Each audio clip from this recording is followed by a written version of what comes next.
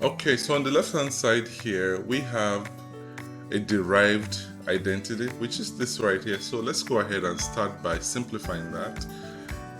So we have sine x plus cosine x over sine x multiplied by cosine x. So we're gonna have sine x plus, this is going to be cosine squared x divided by sine. So what I'm going to do here, so you can see that there's not a whole lot you can do here. So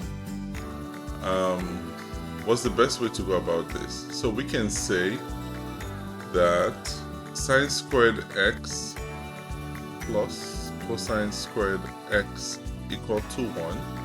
And so cosine squared x is 1 minus sine squared.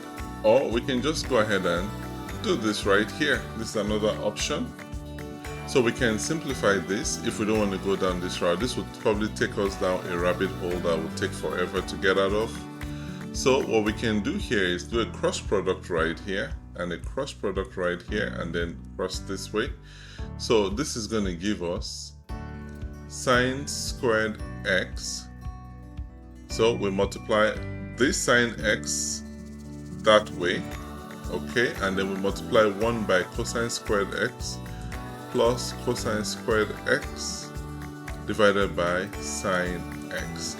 And you can already see here that this is going to give you 1 over sine x, which is the same as cosecant x. That's how you prove it.